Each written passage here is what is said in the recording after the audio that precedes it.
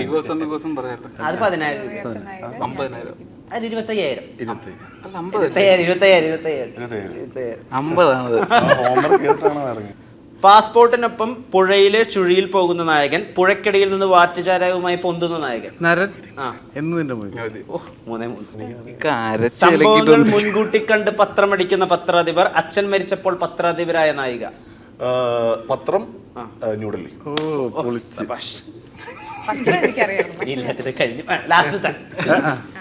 ഹിന്ദുസ്ഥാനി സംഗീതത്തിൽ പ്രാഗൽഭ്യമുള്ള ബോംബെ ഡോൺ, ദംഷറാട്സ് കളിക്കുന്ന ബാംഗ്ലൂർ ഡോൺ.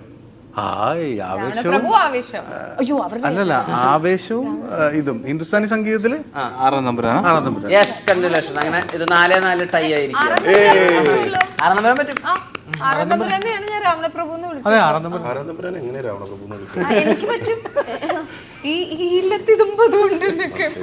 ഇതില് ലവ് എന്ന് പറയുന്ന കാര്യത്തിന് ഷർഫുദ്ദീൻ കൊടുക്കുന്ന ഡെഫിനേഷൻ എന്താ? കറക്റ്റ് ആയിട്ടുള്ള ഒരാളെ നമുക്ക് കിട്ടുന്നതാണോ അതോ നമ്മൾ കറക്റ്റ് ആവുന്നതാണോ? എനിക്കറിയില്ല. ഉത്തരം പറയട്ടാ.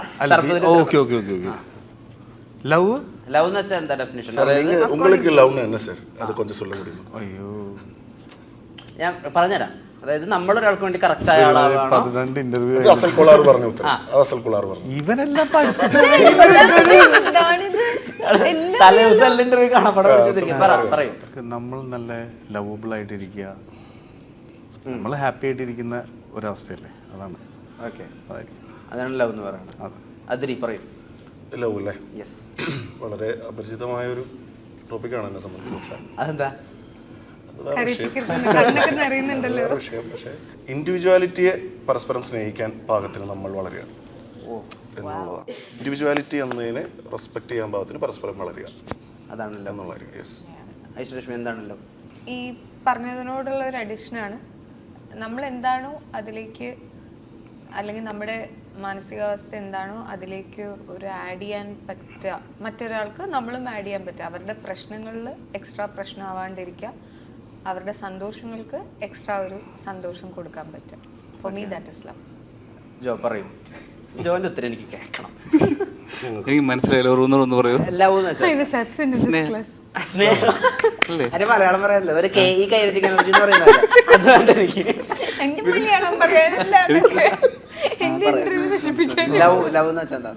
ലവ് ആണ്. നല്ല സിനിമ. നല്ലൊരു സിനിമയാണ്. സ്നേഹം പരസ്പരം, നമ്മളെ സ്നേഹിക്കുന്നവരെ തിരിച്ച് സ്നേഹിക്കുക, അത്രേ ഉള്ളൂ. ഞങ്ങള് പറഞ്ഞ പോലെ വലിയ വലിയ വാക്കുകൾ എനിക്ക് അതിനെ പറ്റി സംസാരിക്കാൻ ഞാൻ പറഞ്ഞില്ലേ, നമ്മളെ സ്നേഹിക്കുന്നവരെ തിരിച്ച് സ്നേഹിക്കുക എന്നുള്ളതല്ല വേറൊന്നും അറിയില്ല. പ്രേമമാണ് അഖില സാലമൊഴി. നമ്മളെ സ്നേഹിക്കുന്നവരെ തിരിച്ച് സ്നേഹിക്കുക. ഷറഫുദ്ദീൻ, ഇപ്പൊ ഒരു ഹൊറർ സ്റ്റോറിയുടെ അകത്ത് ഈ ഹൊറർ എലമെന്റിൽ ഒരു ബാക്ക് സ്റ്റോറി ഉണ്ടാവില്ല. ഇപ്പൊ കാഞ്ചനയില് ശരത് കുമാർ നല്ല കിടിലൻ മനുഷ്യനായിരുന്നു, ആൾ മരിച്ചുപോയി. അതുകൊണ്ടാണ് നമുക്കൊരു ഫീൽ വരുന്നത്. അല്ലെങ്കിൽ ആകാശാങ്കി ഒരു യക്ഷിയെ ചവിട്ടിത്തടുത്തി കൊന്നു, നമുക്കൊരു ഫീൽ വരൂല അതിനോട്. നമുക്ക് അങ്ങനെ ഒരു ബാക്ക് സ്റ്റോറി ഹലോ മമ്മിക്കുണ്ടോ? മമ്മിയുടെ ഒരു ബാക്ക് സ്റ്റോറി ഉണ്ട്. മമ്മിക്ക് എന്താണ് ഒരു സെന്റിമെന്റൽ ആയിട്ടുള്ള ഒരു, അല്ലെങ്കിൽ ആളുകൾക്ക് ഫീൽ ചെയ്യുന്ന ഒരു, അല്ല അങ്ങനെ പറയാൻ പറ്റില്ല. കാരണം വെച്ച് കഴിഞ്ഞാൽ സാധാരണ ഒരു ഇത് ശരിക്കും ഒരു ഹൊറർ എന്ന് നമ്മൾ അങ്ങനെ കറക്റ്റ് ആയിട്ട് പറയാൻ പാടില്ല. ഫാന്റസി ജോണറിലാണ് നിൽക്കുന്നത്. ഇതിങ്ങനെയാണെങ്കിൽ എന്ത് രസമായിരിക്കും എന്ന് പറയുന്ന സ്ഥലത്താണ് അത് നിൽക്കുന്നത്. എന്ത് രസമായിരിക്കും, രസമാണ്, പേടിയല്ല, എക്സൈറ്റ്മെന്റ്. അതാണ് ഇതിലൊരു അവസ്ഥ. അതല്ലാതെ വളരെ നോർമലാണ്. ഇതിൽ ബാക്കിയുള്ള പരിസരമൊക്കെ ബ്രോ ഉദ്ദേശിച്ച് എനിക്ക് മനസ്സിലായി. അതിന്റെ ഉത്തരം കുറച്ചും കൂടി ഇതായിട്ട് പറഞ്ഞു കഴിഞ്ഞാൽ കുറച്ചും കൂടി കാര്യങ്ങൾ ഡീറ്റെയിൽ റിവീലിംഗ് ആയി.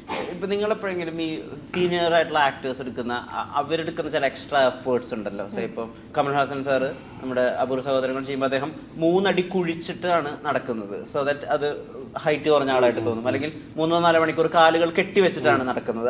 സോ ദാറ്റ് ആ കഥാപാത്രം പൂർണ്ണത കിട്ടും. അന്ന് CG ഇല്ല. അംബേദ്കറിന് ചെയ്യാൻ വേണ്ടിയിട്ട് നമുക്ക് 3 മണിക്കൂർ ഒരു UK ട്യൂട്ടറിനെ വെച്ച് പഠിച്ചുകൊണ്ടിരിക്കുകയാണ്. ഇങ്ങനെയുള്ള എഫേർട്സിനെ പറ്റി വായിക്കോ, മനസ്സിലാക്കുവോ, അല്ലെങ്കിൽ അത് ഇൻസ്പയർ ചെയ്യാൻ വേണ്ടിയിട്ട് ചെയ്യുമോ? അങ്ങനെ കോൺഷ്യസ് ആയിട്ട് എഫേർട്ട് ഉണ്ടോ? ക്യാരക്ടറിന്റെ പ്രോഗ്രാം അങ്ങനെയാണെന്നുണ്ടെങ്കിൽ നമ്മൾ എന്തെങ്കിലും പഠിക്കണമെന്നുണ്ടെങ്കിൽ നമ്മൾ പഠിക്കേണ്ടി വരും. അതങ്ങനെയാണ്.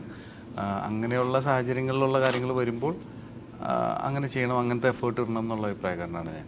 അത് എഫേർട്ട് ഇട്ട് അത് കുറച്ചും കൂടി അത് പെർഫെക്റ്റ് ആക്കുക എന്ന് പറയുന്നതാണ് അതിൻ്റെ ഏറ്റവും വലിയ അവസ്ഥ. അതിനോട് ഏറ്റവും ചേർന്ന് നിൽക്കുക, ഉദ്ദേശിക്കുന്ന കഥാപാത്രത്തെ ഏറ്റവും ചേർന്ന് നിൽക്കുക. നമ്മൾ എന്താ ചെയ്യുക, ഒരു വയലിനിസ്റ്റിൻ്റെ കഥ പറയാൻ അയാളുടെ ആ ജേർണിയാണ് ഫുള്ളി പറയുന്നതെങ്കിൽ ആക്ടർക്ക് വയലിനിൽ എന്തെങ്കിലും ഒരു പരിപാടി അറിയണം.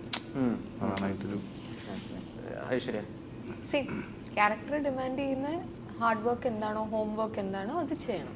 അത് ചെയ്യാണ്ട് നമുക്ക്, അതായത് നമ്മുടെ ക്യാരക്ടറിൻ്റെ ആട്രിബ്യൂട്ട്സ് ആസ് എൻ ആക്ടർ നമുക്കും സെക്കൻഡ് നേച്ചർ ആയിരിക്കണം. അത് പഠിക്കാണ്ട് നമുക്ക് ചെയ്യാൻ പറ്റില്ല. അങ്ങനെ ഒരു പ്രിപ്പറേഷൻ, അങ്ങനത്തെ റോളുകൾ വന്നിട്ടുണ്ടോ? ഇല്ല, വന്നിട്ടില്ല. വന്നാലേ അല്ല, ആക്ച്വലി ഈ പറയുന്ന പോലെ എല്ലാ കഥകളും എന്താ പറയുക, ഇപ്പോൾ കമലഹാസൻ സാർ എടുത്തതാണെങ്കിലും ലാലേട്ടൻ ചെയ്തിട്ടുള്ളതാണെങ്കിലും എല്ലാ കഥകളും നമ്മളും കേട്ടിട്ടുണ്ട്. അപ്പോൾ അത് നമ്മളെ കുറച്ചുകൂടി സിനിമയിലേക്ക് അടുപ്പിക്കുന്നതും അങ്ങനത്തെ കഥകൾ തന്നെയാണ്. I M waiting for such പരിപാടി, എടുക്കാൻ തയ്യാറുമാണ്. ജോ, ഈ ആക്ഷൻ പറഞ്ഞാൽ ജോ കഥാപാത്രമാവും, കട്ട് പറഞ്ഞാൽ സാധാരണ അവസ്ഥയിലേക്കാവും ചെയ്യും. അതല്ലാതെ ഫുൾ ടൈം കഥാപാത്രമാവുന്ന ഈ മെത്തേഡ് ആക്ടിങ് പോലത്തെ വേഷങ്ങളൊക്കെ വരുന്നുണ്ടോ, ഹ്യൂമർ അല്ലാത്തത്? ഹ്യൂമർ അല്ലാത്ത പരിപാടികൾ വരുന്നുണ്ട്, പക്ഷെ ഒന്നും ചെയ്തു തുടങ്ങിയില്ല. ഇങ്ങോട്ട് 1-2 പരിപാടികൾ ഇങ്ങനെ വന്നിട്ടുണ്ട്, ഹ്യൂമർ അല്ലാതെ ക്യാരക്ടർ പരിപാടി. അപ്പോൾ അതിലോട്ടൊന്നും പോയിട്ടില്ല. ഇപ്പം മെയിനായിട്ട് ഹ്യൂമർ പരിപാടികളാണ്. പോകെ എനിക്കും അങ്ങനെ പ്രിപ്പറേഷൻസ് ഒക്കെ ചെയ്യേണ്ടി വരും.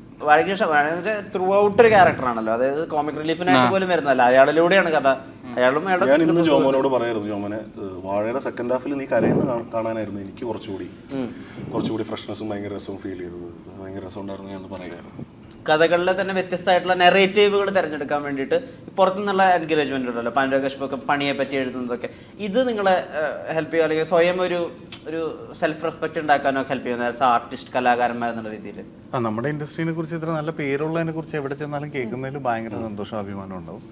ഇത്തരത്തിൽ ഉള്ള സിനിമകൾ ചർച്ച ചെയ്യുമ്പോൾ അത്തരത്തിലുള്ള ഏതെങ്കിലും ഒരു സിനിമയുടെ ഭാഗമാവണം, അതിനുവേണ്ടി വർക്ക് ചെയ്യണം എന്നൊക്കെ ഉള്ളത് നമുക്ക് തോന്നാറുണ്ട്. ഈ നേരമല്ലാതെ വേറെ തമിഴ് സിനിമയിലൊന്നും? ഞാനിപ്പോൾ ഒരു തമിഴ് സിനിമ ചെയ്തിട്ട് അത് റിലീസാകാൻ പോവുകയാണ്. Oh nice. November 29 release. പേര് പറയാൻ പറ്റും? സ്വർഗവാസം. Nice nice nice. ഞാൻ ആൻസർ പറയുന്നത്, എനിക്ക് എല്ലാ ആൻസറും അറിയാം. ഐശ്വര്യലക്ഷ്മി, ഈ ബോൾഡായ നായികയുണ്ടല്ലോ, അതിൻ്റെ ഒരു നല്ലൊരു പുതിയ വേർഷനായിരുന്നു മായാനദി. അതിനുശേഷം പക്ഷെ അതിൻ്റെ തന്നെ പതിപ്പുകൾ ബോധപൂർവം ഐശ്വര്യലക്ഷ്മി പതുക്കെ കുറച്ച് വന്നു. ഇപ്പോൾ കാട്ടുകുസ്തിയിലൊക്കെ വളരെ എൻ്റർടൈനിങ് ആയിട്ടുള്ള ഒരു വേർഷൻ അല്ലേ കൊണ്ടുവന്നത്. അങ്ങനെ ഒരു കാര്യത്തിൽ ലോക്ക് ആവണ്ട, സ്റ്റീരിയോ ടൈപ്പ് ആവണ്ട എന്നൊരു കോൺഷ്യസ് ഡിസിഷൻ ഉണ്ടായിരുന്നോ?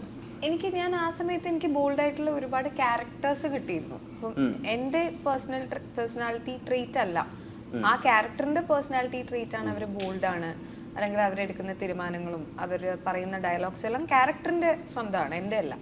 അതിൽ നിന്ന് ഞാൻ ഇൻസ്പയർഡ് ആയിട്ടുണ്ട്. ഇപ്പൊ പൂങ്കുഴലി എന്ന് പറയുന്നത് ഒരുപാട് കാലം മുന്നത്തെയാണ്, പക്ഷെ ആ സമയത്തും ഫ്രീഡം ഒരുപാട് എൻജോയ് ചെയ്തിരുന്ന ഒരു സ്ത്രീയാണ്. അവരുടെ ഡിസിഷൻസും ഒരു സീ തുഴഞ്ഞു കിടക്കുന്ന ഒരു പെണ്ണായിട്ടുള്ള തോണിക്കാരിയാണ്, അങ്ങനെ ഒരു സംഭവമാണ്. അപ്പോൾ ഗാട്ട ഗുസ്തിനെ, അതായത് ഒരു ആക്ടറായിട്ട് നമ്മൾ കുറച്ചും കൂടി കോൺഫിഡൻ്റ് ആവുമ്പോൾ ഇങ്ങനത്തെ ഒരു സ്റ്റോറി വരുമ്പോൾ ഇതും ചെയ്യാൻ എനിക്ക് പറ്റുമായിരിക്കും, അല്ലെങ്കിൽ പറ്റും എന്നുള്ള കോൺഫിഡൻസിൽ എടുക്കുകയും ഡയറക്ടർ പറയുന്നത് അനുസരിച്ചാൽ മതി. അതാണ് ഞാൻ പഠിച്ചൊരു ട്രിക്ക്. ഡയറക്ടർ പറയുന്നത് നന്നായിട്ട് അതിനോട് സറണ്ടർ ചെയ്ത് അഭിനയിക്കാൻ പറ്റുകയാണെങ്കിൽ ക്യാരക്ടറിനോട് നീതി പുലർത്താൻ പറ്റും. അപ്പോൾ അങ്ങോട്ട് പോയി ഹീറോയിന്റെ അടുത്ത് ചോദിക്കുകയാണല്ലോ, ഇവരെന്നെ പ്രേമിക്കാൻ അറിയോ, ഒന്ന് പ്രേമിച്ചാലോ എന്നുള്ള രീതിയിൽ ചോദിക്കുകയാണ്. ഇൻട്രസ്റ്റിംഗ് ആയിരുന്നു ആ സമയത്ത്. അതും ഡയറക്ടർ പറയുന്നത് ചെയ്യുക തന്നെയാണ് ചെയ്തിട്ടുള്ളത്. സോ ബേസിക്കലി എന്റർടൈനിങ് ആയിട്ടുള്ള സിനിമകളുടെ ഭാഗമാകണം എന്നുള്ളത് ഒരു കോൺഷ്യസ് ഡിസിഷനാണ്. ഹലോ മമ്മി ഒരു കോൺഷ്യസ് ഡിസിഷനാണ്. മനസ്സിൽ ആഗ്രഹം വന്നു തുടങ്ങിയിരുന്നു. മറ്റത് വേറൊരു ഐഡിയ ആയിരുന്നു. എനിക്ക് നല്ലൊരു ബെറ്റർ ആക്ടർ ആണെന്ന് പ്രൂവ് ചെയ്യാൻ പറ്റണം എന്നുള്ള ഐഡിയയിൽ ഞാൻ അമ്മു എടുത്തിട്ടുണ്ട്. ഗാർഗിയിലെ ചെറിയൊരു പോർഷൻ എടുത്തിട്ടുണ്ട്. ഗാർഗി അത് ഇമോഷണൽ ഡിസിഷൻസ് ആണ്. ഗാർഗി ഫുള്ളി ഇമോഷണൽ ഡിസിഷൻ ആണ് അതിൽ പ്രൊഡ്യൂസ് ചെയ്യുന്നതും. അതിൽ ഇപ്പം നമുക്ക് മലയാളം എന്തെങ്കിലും റൈറ്റ്സ് എടുക്കണം എന്നുണ്ടെങ്കിൽ ഞാൻ അതിലുണ്ടെങ്കിൽ കുറച്ചും കൂടെ ഹെൽപ്ഫുൾ ആയിരിക്കും എന്നുള്ള ഒരു ഐഡിയയിൽ ഞാൻ അങ്ങോട്ടേക്ക് പറയുന്നതാണ് ആ റോള് ഞാൻ ചെയ്യാം എന്നുള്ളത്.